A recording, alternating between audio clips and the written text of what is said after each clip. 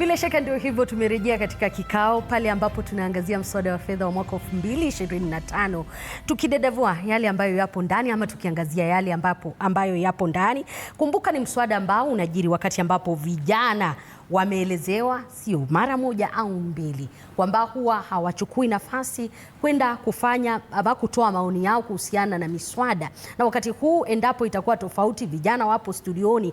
Ila ningependa kurejea hapa kwa wachanganuzi kisha nirejee kwa vijana kuhusiana na mswada wetu wa fedha na miswada yetu ya fedha. Lengo lake kuu ni kuhakikisha kwamba tunatafuta namna ambapo tutakimu bajeti yetu, ama the way we going to ensure that our budget is catered for. Lakini swali kuu ni kwamba tuna budget within our means ama tuna budget tukiwa tumepita. Ni swali ambalo nitaanzia kwa vijana kisha nitamalizia kule mbele. Chiambachi. Naam, asante. Hilo swali la to live within our means. Yeah. Ni swali ambayo kinikubali, right? Let me speak in English. Yes. Okay, thank you. It's a question that it has been met with a lot of backlash, of course, a lot of questioning, because there is what living within our means looks like, but then there is what living within our means in the reality is playing out. And to tackle this question, we must first address who is being asked to live within their means. If it is the mwananchi, they've been living within their means for long. If it is with the political class, I think there's a bit of a challenge. However, what I will say, I'm a business person, and I believe in capitalism. I believe in going out and getting what belongs to you, and when you get it, so this does not say that every Range Rover, every TX we see on the road is someone who is not living within their means. You know? So definitions. It all lies down to definitions. Who falls in this bracket of living within their means? If it is all of us, let us all tighten our belt. All right. Amesema kwamba let's all tighten our belts, manake politicians, they are not living within their means and the government at large. Lakini nikawa nikijiuliza miswada yenyewe, haswa ukiangalia mswada huu na fedha ambazo wanataka kukusanya na the deficit we have, inamaanisha kwamba tutarejea kwa deni na bado tutakuja kuambiwa tena we live within our means. Are we budgeting tukiwa tunaangazia kukimu mahitaji yetu ama zaidi? Kwa kweli wakati tunafanya hii mipango ya kuweka hela kando na kupangia miradi, I think we are doing it way beyond, and not that the programs and the projects are not good, but it's more, from my view, in a wasteful way. We've seen examples of constituencies where members of parliament are able to find ways of cutting expenses with the little money they have and to make sure that the programs and the projects are actually completed. Okay.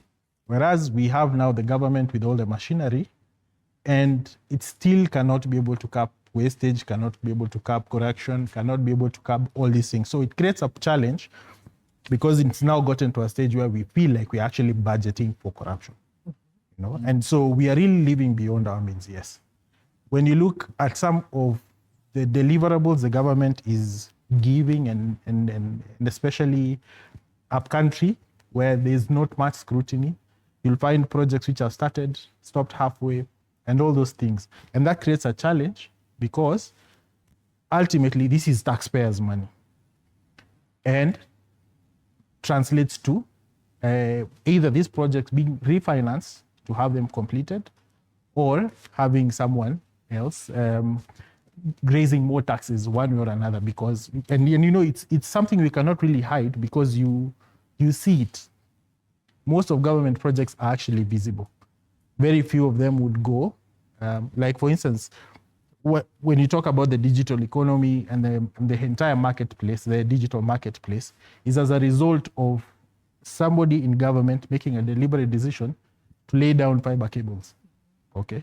So even when the government comes back to tax, in that case, because you're using that facility, it's 50-50. Yes, you created the job employment for yourself, and that is actually encouraged, get that employment, get that transaction, get the money. However, it creates a challenge because in other fronts where you see money going, there are no equivalent deliverables. Yeah. Bwana FCPA, nitauliza hili wakati ambapo amezungumzia swala la budgeting for corruption, na ni kitu ambacho tumekisikia kutoka kwa rais aliyestaafu, sasa tumeingia kwa rais mpya na viongozi ambao wanasema we are budgeting for corruption, yet unaambia mwananchi afunge mkanda ndo tupate ushuru zaidi, na wakati ambapo vijana wanaingia kutafuta ushuru kama alivyosema Evans, unatoka pale na unaona mahali kwa kupata ushuru kutoka kwao. What can we do then kuhakikisha kwamba we live within our means in an honest conversation? Asante sana. Kwa kuchangia, nataka kusema kwamba kuna njia mbili za kuishi kwa kiwango chetu. Moja ni kuangazia kupitia kwa upande wa mapato ama kwa upande wa matumizi. It can only come in two ways. Either we cut our expenditure or we expand our revenues. So kama nchi ambayo tunasema ni developing country, ni kwamba kwanza tunaanzia kwa kukata matumizi. Tukiendelea kupanua uchumi ndio tuongeze ile mapato ya serikali, tunakata kwanza matumizi. Na njia moja ya kukata matumizi ni kwamba tunaangazia yale ambayo tunataka kufanya. Tunafanya kitu inaitwa zero based budget. Kwanza tunasema atufanye kitu, tuanze sasa, what must we do? Ni nini ambayo lazima tutumie pesa tufanye ndio nchi itekeleze majukumu yake. So tukianzia hapo tutapata mahali ambapo tunapoteza rasilimali ama mapato ya serikali kwa matumizi ambayo sio strategic. So pili ni kupanua sasa upande wa mapato, na tutaangazia njia zote za kupanua mapato bila kufinyilia sana mwananchi wa kawaida. Kuna zile ambazo sectors ambazo labda wachangii ile their own contribution of national development. Wajua kama unapata services from serikali kuna ile mchango ya kibinafsi. So njia hizo mbili tu tutaangazia, ndio basi tupate kuishi within our means, is to either increase on the revenue or reduce on our expenditure. Please, maybe if we could just get the addition of Laban. He has a solution based on what the FCPA just said. Laban. Asante sana.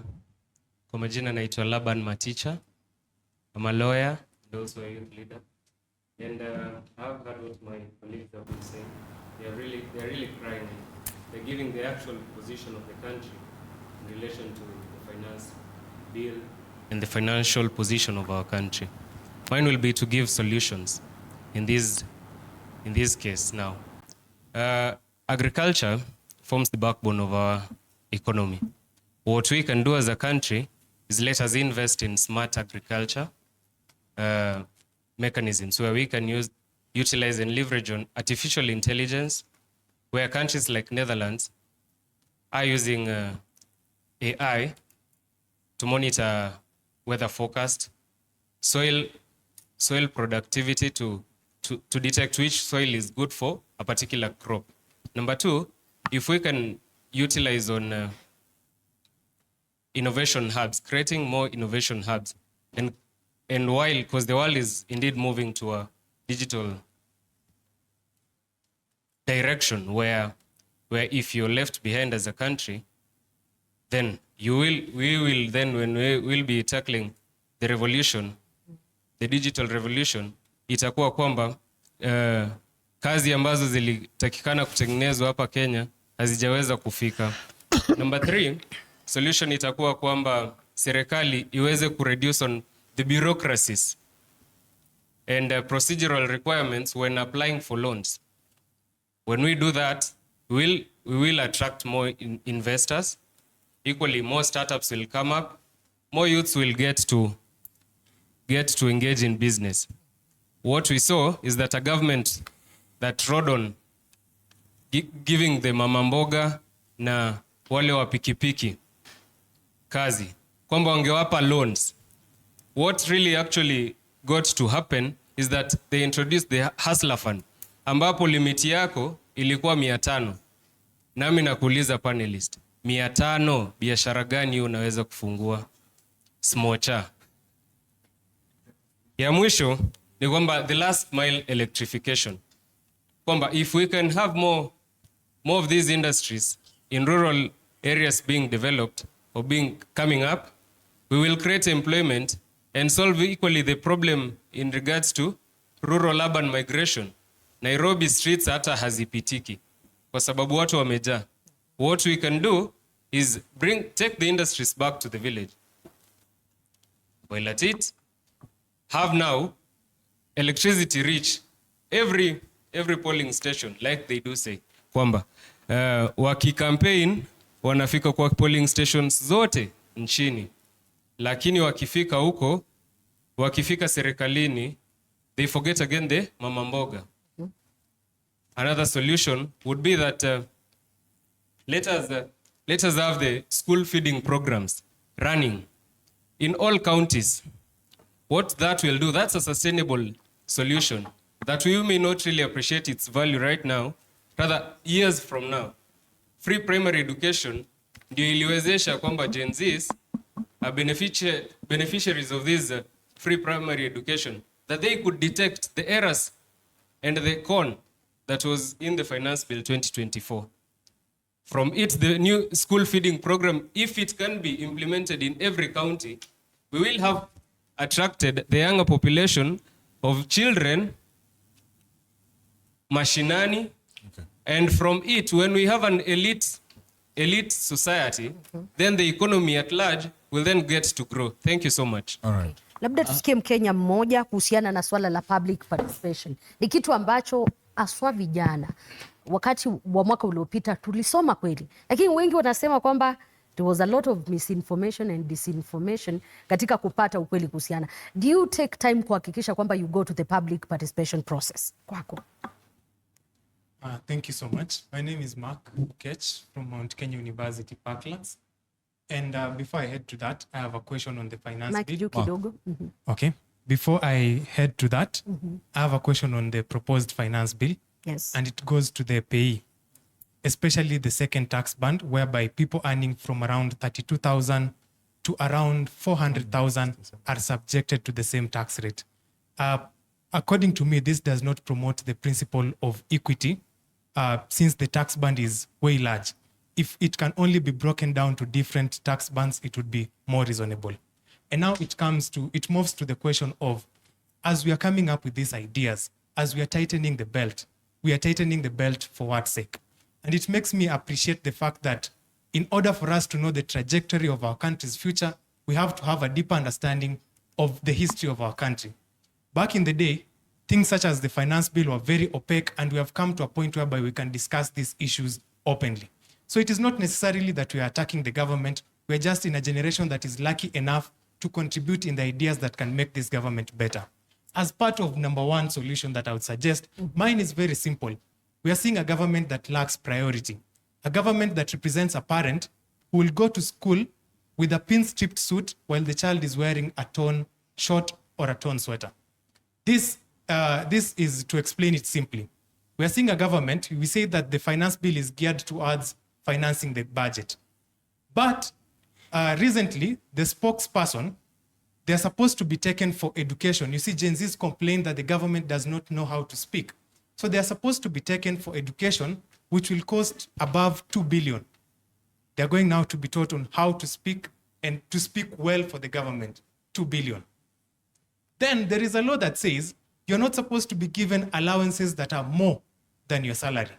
The advisors that have been said, they're supposed to be paid a budget of around 24 billion, but the allowances, they're coming up to 33 billion, which is already, we're seeing the law is being infringed at the expense of the common mwananchi. Some of these billions that are being, that I'm mentioning are not even allocated to arms of government like the judiciary. Yet you can find it is someone's allowance. So I strongly feel that part of the solution is our government should focus on the right priorities. Much as it is trying, the government should zero down too much to the priorities, because we are now living at a time where this generation is more awakened and it is not opaque as it used to be during the Moi era.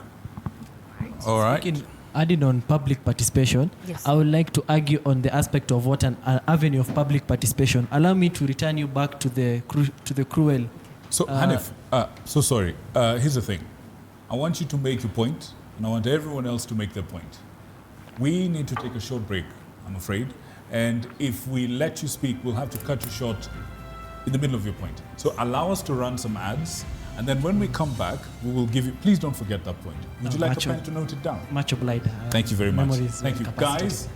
Guys, when we come back, I really, really need you to tell us what you think. Chief, you've nodded so much.